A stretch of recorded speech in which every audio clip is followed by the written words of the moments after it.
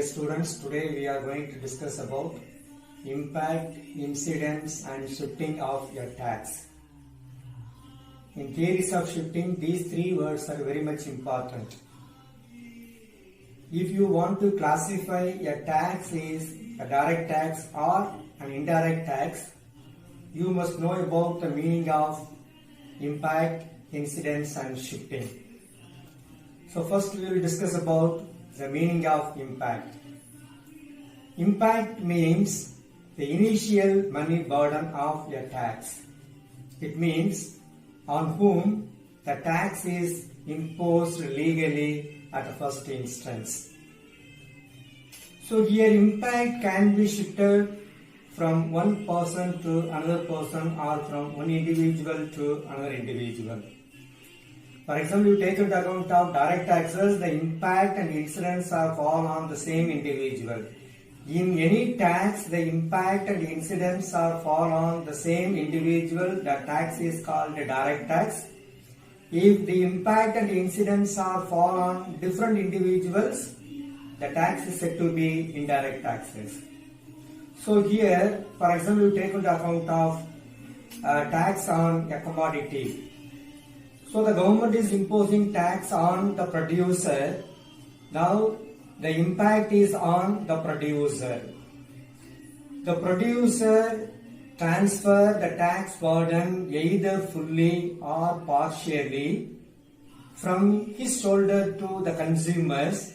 Now the incidence is on the consumer. So impact can be shifted from one individual to another individual. Then we will discuss about the meaning of incidence. So here incidence means ultimate money burden of a tax. It means at last who is paying tax to the government. So here under incidence the tax is come to an rest or it comes to an end. So incidence cannot be shifted. Then now we will discuss about the meaning of shifting of a tax. In the ordinary sense, shifting means transferring from one place to another place. Here you take into account of shifting of a tax, the tax burden will be shifted from one individual to another individual. For example, if the government is imposing tax on the producer transferred his burden to the distributor transfer the burden to the wholesaler transfer the burden to the retailer, and the retailer transfer the burden to the consumer. While considering shifting, we have to think about two things. One is forward shifting and another one is backward shifting. So forward shifting means shifting the tax from seller to the consumer. If a seller is transferring his tax burden to the consumer, that is known as forward shifting. If the tax burden is transferred from the buyer to the seller, it is called backward shifting.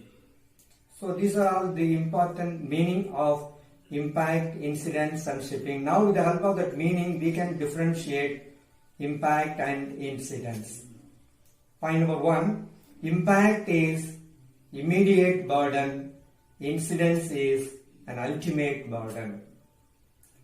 Here impact felt by the person at the time of imposition of a tax.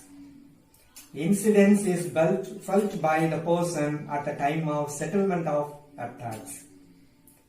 So here the third point, impact can be shifted from one individual to another individual, but you take into account of incidence, it cannot be shifted. So these are the three important differences between impact and incidence. Now we discuss about the factors which determines incidence of a tax. First point, you take price. Price is a prime important factors which influence the incidence of a tax. Because If a commodity is taxed means the tax amount will be included in the price of the commodity. That means if there any change in the price of the commodity, that means the incidence taken place, that is the tax burden is transferred from the producer or the seller to the ultimate consumer. If there is no change in the price of the commodity, the incidence of tax cannot take place. So here the tax will be paid by the seller. It is not possible by the seller to transfer the burden from his shoulder to the consumer. Then the second one, elasticity of demand. Elasticity of demand. Here, greater the elasticity of demand for a taxed commodity, higher shall be the incidence of the tax on the seller and vice versa. Suppose the taxed commodity is having the nature of elastic demand. So here elastic demand means a small change in the price of the commodity will lead to a huge change in the quantity demanded. So if a taxed commodity is having the nature of elastic demand or more demand, the demand for that commodity is more elastic. Here the tax cannot be shifted from the producer to the consumer, because if any change in the price of the commodity will reduce the demand for that product for that time, the producer, he won't involve in changing the price of the commodity by including the price. So greater the elasticity of demand for a taxed commodity, the higher amount of the tax will be paid by the seller and vice versa. Then the third point, elasticity of supply. So here the greater the elasticity of supply for the taxed commodity, higher shall be the incidence of the tax on the buyers and vice versa. So here, suppose the taxed commodity is having more elastic supply. So at that time, it is easy by the producer to transfer the tax burden to his shoulder to the ultimate consumers. And the fourth point, nature of demand for commodities. So here the commodities are classified into three types. One is necessaries, number two comforts, and number three luxurious.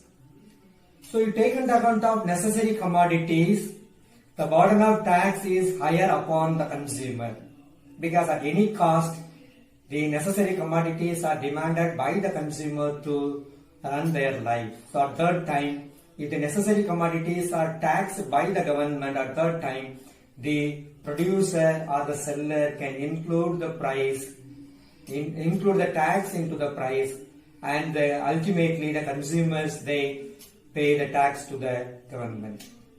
To take into account of comforts, here the tax burden will be almost equally divided between the producer and the consumers. And you take into account of the luxurious commodities, it is very difficult by the seller to transfer the tax burden from his shoulder to the consumers. Number 5, nature of supply of commodities. So here we can remember elastic supply and inelastic supply. If the commodity is having inelastic supply, the tax cannot be shifted, and if the commodities are having elastic supply, the tax can be shifted from the producer to the consumer.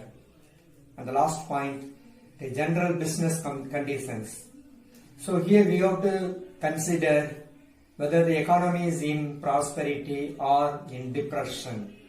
During the time of prosperity, there is easily the tax will be shifted from one person to another person, or it will be easily the tax will be included in the price of the commodity and the amount will be collected from the consumers. Because during the time of prosperity, the money supply in the economy and the income in the hands of the people are high, so people, they won't feel the burden. And you take into account of the time of depression, it is very difficult by the producer to shift the tax burden from producers to the consumers. Thank you.